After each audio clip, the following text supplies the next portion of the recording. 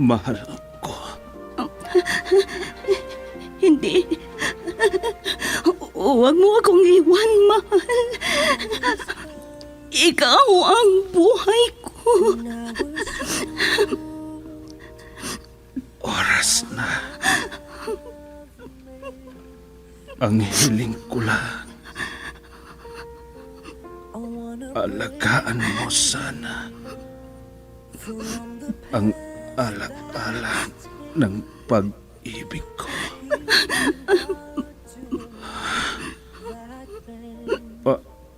Paalam, mahal ko. Hindi.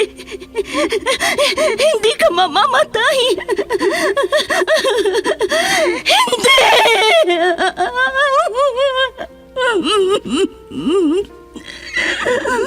Wala na siya.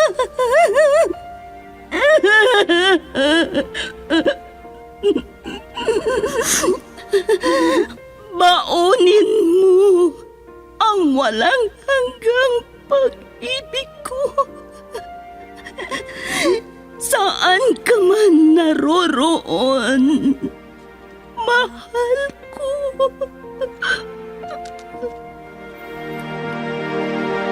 I was hurt. Recuerdos de la Vida. I thought you will forever. Drama na kung saan inyong mapakinggan ang mga pangyayari sa nakalipas na panahon sa buhay ng isang tao. Mga kaganapan at mga bagay na nanatiling alaala na lamang na nagkaroon na ng pugad sa dibdib. Alaala na hindi kayang burahin ng panahon kailanman. Recuerdos de la Vida. Mula sa pluma nila Lubimin Aquino Sr., Letty Astudillo Aquino. Direksyon at produksyon supervision, Letty Astudillo Aquino. Recuerdos de la Vida. Mula sa Lovelet Artists and Talent Center Drama Productions, handog sa inyo ng #1 and most trusted radio network in the country, Bombo Radio Philippines. Basta Radio, Bombo!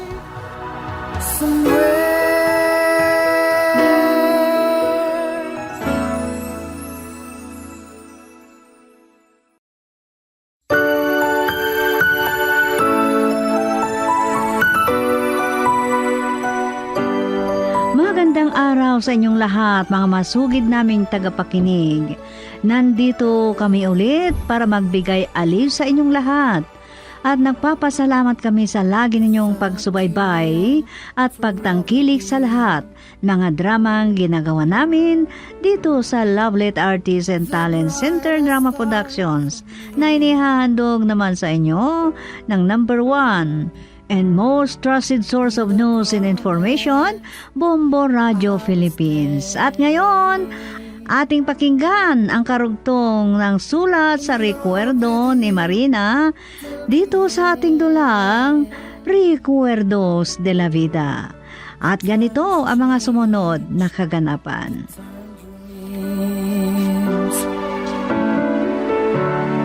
Fallen apart, gone somewhere. Hindi mo sinasagot ang mga tawag ko, Natasha. Kaya pumunta na ako dito sa bahay niyo. Busy kasi ako sa paaralan. Naghahanda ako para sa exam. Mabuti at nakiusap si Ninang sa paaralan at nakahabol ako sa mga kaklase ko.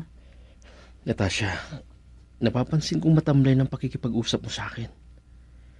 Hindi mo ba ako namimiss? Bong, akala ko nakamove on na ako. Pero nang makita kita, hindi ko ulit mapigilan ang pagtulo ng aking mga luha. Masakit sa akin ang pagkawala ng pinagbubuntis ko. Yan na naman. Sinisisi mo ba ako? Dahil sa nervyos ko kung anong nangyari sa iyong pagka-aksidente. Nagpadugo ako. Kasalanan mo kung bakit nakunan ako. Bakit kasalanan ko? Ganyan na ba ako kasama sa tingin mo, Natasha? Hindi ko rin kagustuhan na makaunan ka. Ilang beses kitang pinagsabihan. Nangako ako kay inay. Pero parang wala lang. Kaya ayaw ko na, Bong. Anong ibig mong sabihin? Sobrang sakit sa pakiramdam ang pagkawala ng anak ko. At sa tuwing nakikita kita, mas lalong lumalalim ang sugat sa aking puso. Kaya please lang, huwag ka munang magpakita sa akin. Gusto mong maghiwalay tayo? Hindi ako papayag. O baka naman may iba ka na. Please, huwag mo ako lalong saktan. Nahihirapan na nga ako eh. Tapos mag-iisip ka pa ng masama sa akin. Sige na, Bong, umalis ka na. Hindi pa kita gustong makita.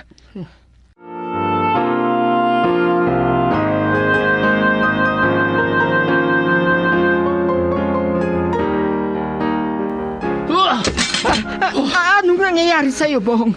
Huwag mong sirain ang mga kagamitan. Naggaling ako sa bahay ni Natasha. Matagal ko siyang hinintay. Pagkatapos, gusto niyang maghiwalay kami. Ano? At ako ang sinisisi niya kung bakit nakunan siya, inay. Hindi ko rin kagustuhan na mangyayari yun sa kanya. Huminahon ka, anak. Ano pang silpi ng buhay ko kung mawawala si Natasha sa buhay ko? Bong! Saan ka pupunta? Bumalik ka!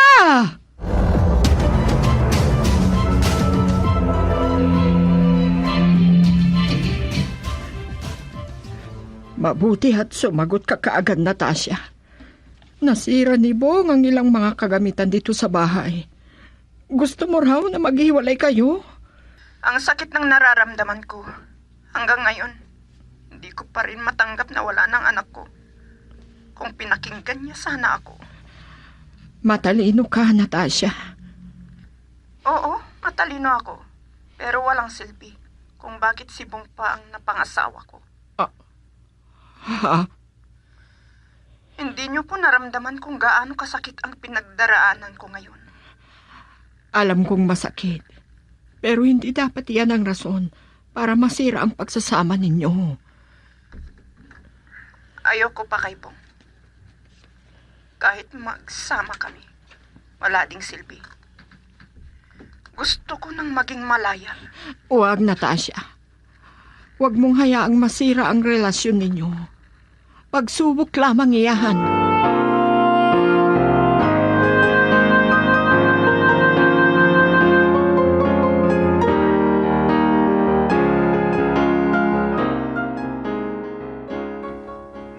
Anong nangyayari dito sa bahay, Marina? Parang may kalamidad at nasirang mga kagamitan na. Nanding, At ano ang iniiyakan mo? ang anak mo, tensyonado siya. Dahil gusto ni Natasyang makipaghiwalay sa kanya. Ano? Napagaw lang manugang mo. Baka nakahanap siya ng mayaman. Hindi mo naiintindihan. Anong hindi ko naiintindihan? Gusto mo yatang masaktan ah. Ano ka ba naman? Ay, Sa halip na samahan mo ako, nagagalit ka pa. Naguguluhan na ako. Ayaw kong may masamang mangyari sa anak natin.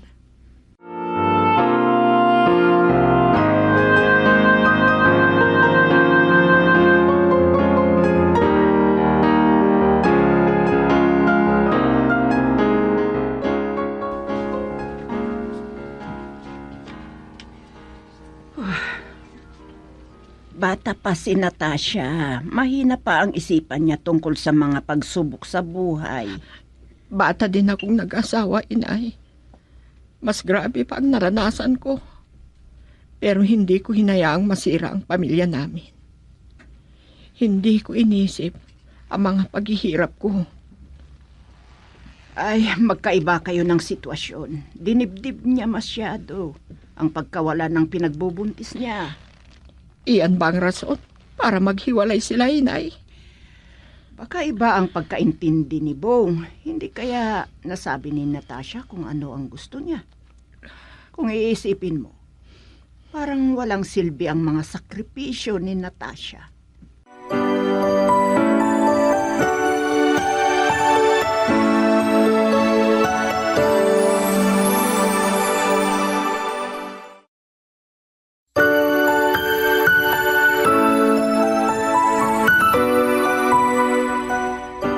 Yan ang napapala ni Marina. Kung pinili lang sana niya ang asawa niya, wala sanang problemang ganito. Pulon, bakit ganyan ang sinasabi mo? Hindi ka ba naawa sa anak mo? Kahit anong awa ko sa kanya. Kung pinakinggan niya sana ang mga sinabi ko noon sa kanya, hindi sana siya nagdudusa ngayon. Ilang taon nang nakalipas. Huwag mo na sanang... Ang ibig kong sabihin, para maintindihan mo, yung manugang mong magaling, hindi nag-iisip. Sa halip na makatulong, dumadagdag pa na problema. Wala. Ang isipin natin kung paano tayo makakatulong kay Marina. Kung hindi magbabago ang desisyon ni Natasha, baka kung anong mangyari kay Bong. Bata pa si Natasha. Baka nakita niya kung paano ang sitwasyon ni Marina at ni Nanding. Kaya yun, napag-isipan niya sigurong baka masira ang buhay niya kay Bong. Pulon! Totoo naman. Kung makakapagtapos siya ng kanyang pag-aaral at makakita na mas nag-iisip at mayaman dahil wala na rin niyang anak niya, baka yun ang pipiliin niya. Wala kayong pagkakaiba sa manugang mo. Hindi ka talaga makakatulong. Anong sinasabi mo dyan? Sinasabi ko lang ang pwedeng nasa isipan ni Natasha. Sa totoo lang, kasalanan ni Bong ang mga yan. Sinayang niya ang pagkakataong magkasama sila ni Natasha. Hindi niya alam kung gaano ang pag-ibig ni Natasha para sa kanya. Yan tuloy. Naghihirap sila kayang...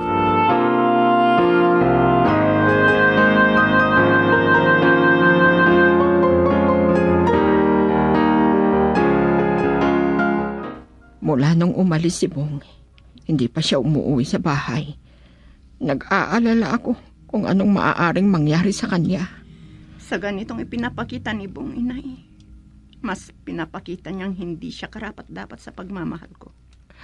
Parang awa mo na, Natasha. Nay, huwag kayong magmakaawa sa akin. Siya lang ang nag-iisa kong anak.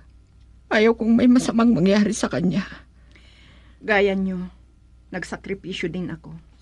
Sa katotohanan, kung hindi sana ako nabuntis, hindi sana ako makapagpakasal sa kanya.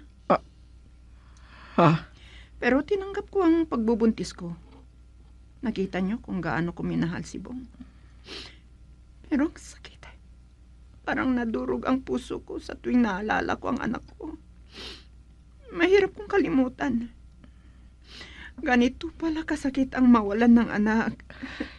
Anak? Pagsabihan niyo si Bong, inay. Kung may natitira pa siyang pagpapahalaga sa akin. Mahalaga ka sa kanya. Kaya masakit sa kanyang isipan ang naging desisyon mo. Hindi solusyon sa problema niyong paghihiwalay. Kung talagang mahal niya ako, ayusin niya ang buhay niya. Kahit hindi pa ako nakamove on. Iisang bagay ang nasa isipan ko. Kailangan kong makapagtapos sa aking pag-aaral. Diyan kita hinahangaan, Natasha. Inay, mahalaga kayo sa akin. Hindi nagbago ang respeto ko sa inyo. Mag-asawa pa rin kami ni Bong. Pero, nakaibong ang desisyon kung mahalaga pa rin ako sa kanya. At panahon na rin ang magsasabi kung kami ang para sa isa't isa.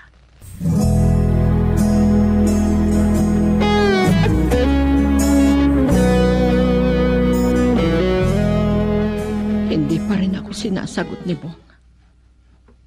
Nagre-ring naman ang cellphone niya. Nag-aalala ako at baka may masamang mangyari sa kanya. Kailan lang siya lumabas sa ospital? Naalala ko ulit ang pagiging istrikto ni itay sa akin. At yan ang rason kung bakit ako nagrebelde. Nakipagrelasyon ako kay Nanding. Natukso kaming dalawa, kaya nabuntis ako. Pero hanggang kailan ko mararamdaman itong sakit at bigat eh. Oh, kahit magpatayan tayo. Lasing na naman si Nanding. Talagang hindi na siya magbabago. Marina, buksan mo ang pintuan. Dalian mo kung hindi mo gustong sirain ko ang pintuan na to.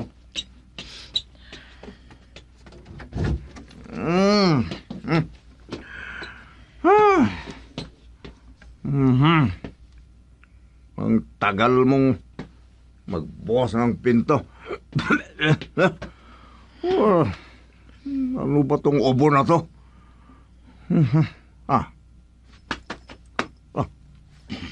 Wala na pala akong sigarilyo. Bili ka nga.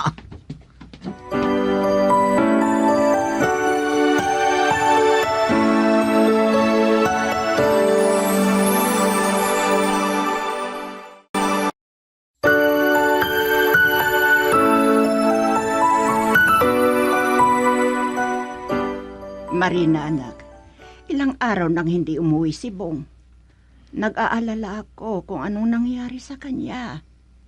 Mas mabuti pa'y magtanong ka sana sa mga barkada niya. Nagtanong na ako sa kanila, inay.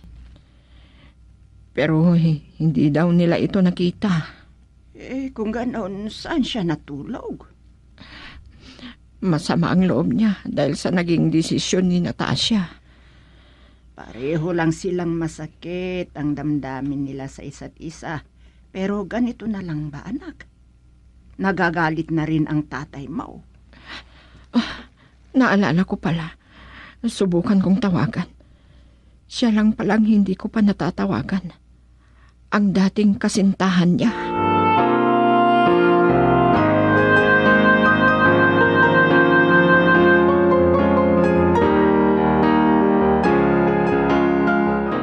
Anak ko, mabuti at nahanap ka namin ni nanay.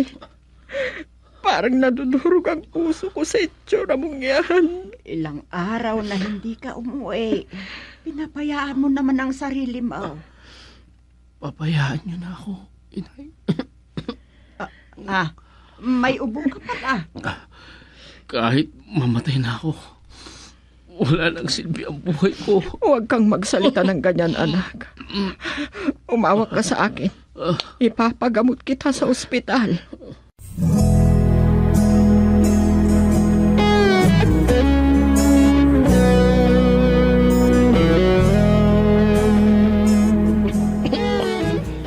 Inay, hinayaan niyo na lang sana ako. Wala nang silbi ang buhay ko. Huwag kang magsalita ng ganyan, anak. Inumin mo na itong gamot mo para mawala yung ubo mo. Ilang araw na hindi kita nakita, anak. Inay, magiging masaya na siguro si Natasha kapag namatay na ako. Malaya na siyang humanap ng iba. Ganyan ba kasama ang tingin mo sa akin? Hindi ba't ikaw ang sumira sa sarili mong buhay? Kung pababayaan mo ang sarili mo at mamamatay ka sa sinabi mo, may magagawa ka pa ba kung nasa piling ako ng lalaking kayang alagaan? Natasha. Tinawagan ako ni inay. Nagmamakawa siyang dalawin kita dito sa ospital. Salamat, Natasha. Miss na kita. Bong, bakit umiyak ka, anak? Bong, gusto mo bang ako ang magpainom sa iyo ng gamot? Please, pakibigay sa akin ang gamot ko, inay. Iinom na ako ng gamot ko. Ito, anak. Uminom ka na rin ng tubig. Bong, dinalaw kita, pero hindi ako magtatagal. May klase ako at marami din akong hindi nagawang proyekto o assignments.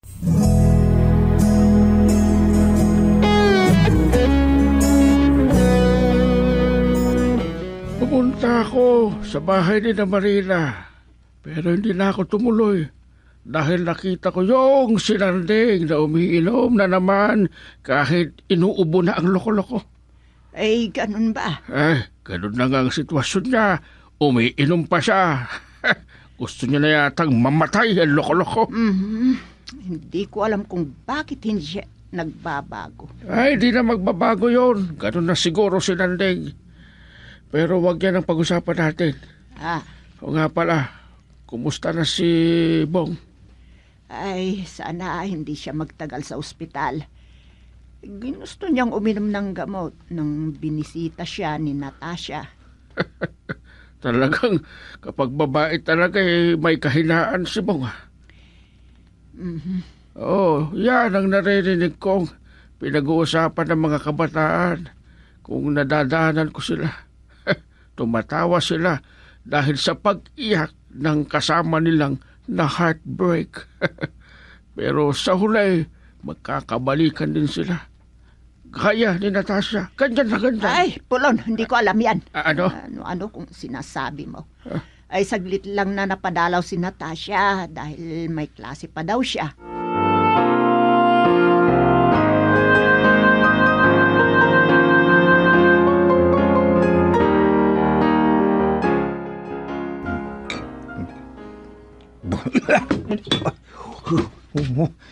Walang ngayang ubo to. Ay, inuubo ka na nga, Nanding. Umiinom ka pa kasi. Nadaanan ko si Inay sa kantina. Pumunta daw si Itay dito sa bahay, pero hindi siya nagtuloy dahil nakita kanyang umiinom. Takot pala sa akin si Ita. Bakit hindi siya nagpakita? Mag-inuman kaming dalaw. Huwag mo nang ituloy na inumin yan. Bakit hindi mo bantayan na lang ang anak mo sa ospital? Hindi nag-iisip ang loko. Nasawa niyan si Natasha.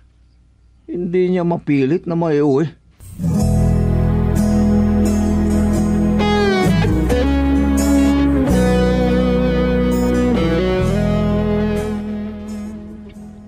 Baka pwede mo na akong ilabas dito sa ospital. Alam mo, Natasha, akala ko hindi na mauulit ang pagbisita mo sa akin. Pwede ba kitang yakapin? Ha? Ang ganda mo at ang bango mo ngayon. Bong, gusto kitang kausapin ulit. Pwede ba? Huwag muna tayong magsama bilang mag-asawa. Natasha, talaga bang hindi mo na ako mahal? Kung ganon, tatalo na lang ako dito sa ospital. Para kang batang nag-iisip. Alam mo ba ang sinasabi mo? Masakit ang nararamdaman ko dahil sa pagkawalan ng anak natin. Pero gagamitin ko ang pagkakataong ito para makapagtapos ako sa aking pag-aaral. Natasha. Kung hindi ka magbabago, mawawala talaga ako sa buhay mo. Bakit pa kasi hindi ako pinabayaan ni Inay? Mas pipiliin ko pang mamatay na lang kaysa ganito, Natasha.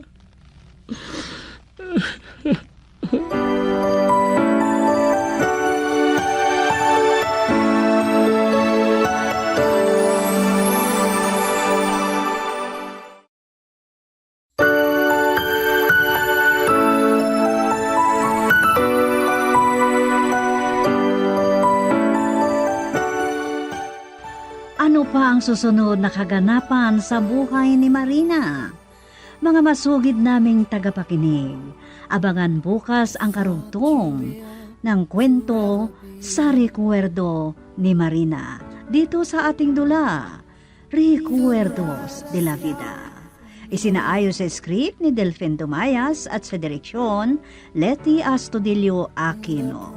Mula sa Lovelet Artists and Talent Center Drama Productions, inihahandog naman sa inyo ng #1 and most trusted source of news and information, Bombo Radio Philippines. Basta Radio, Bombo! The times change to turn dreams falling apart, gone somewhere.